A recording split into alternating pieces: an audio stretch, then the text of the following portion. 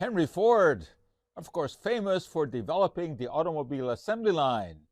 First cars that rolled off that assembly line were the Model Ts. Well, this one is a plastic version. But you know what?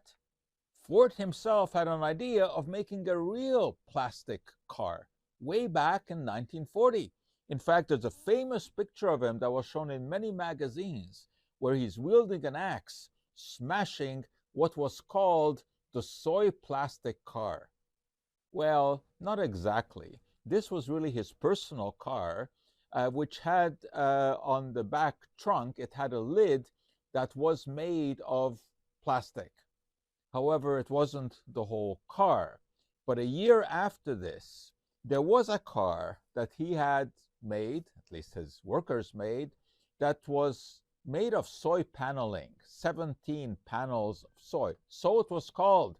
And it is talked about as the first car that was made of bioplastics. Except that that isn't really true.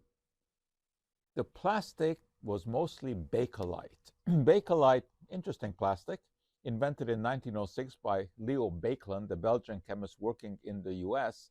He combined phenol and formaldehyde and made this plastic resin. It was very, very useful.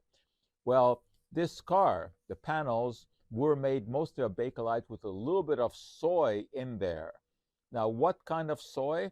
Well, the residue that is left over once you extract oil from the soybean.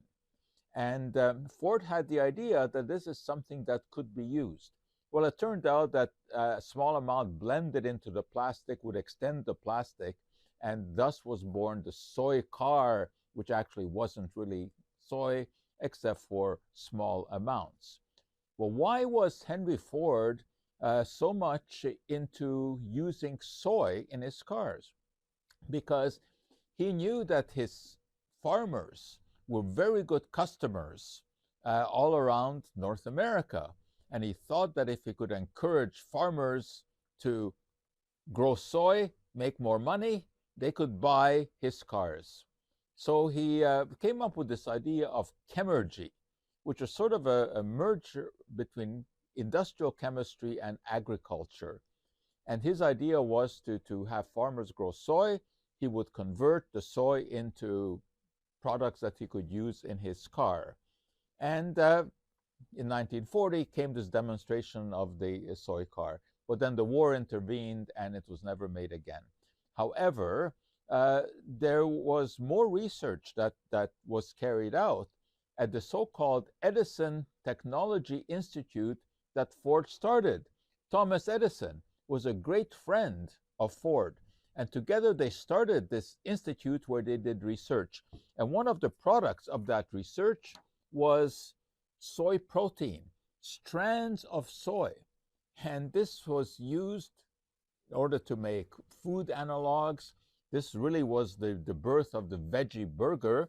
And he himself, Ford himself, would love to put on his suit that was made of soy fiber. And so he really did have some interest in biotechnology, and he deserves some credit for that. But there's something else that has to be mentioned about Ford. He was a blatant anti-Semite. He thought that Jews were responsible for all the evil in the world. He believed in all kinds of conspiracy theories, that banks and the media were run by Jews. And in fact, he made it into Hitler's book, Mein Kampf. He is the only American who is mentioned in that book. So he never really objected to that mention in Mein Kampf.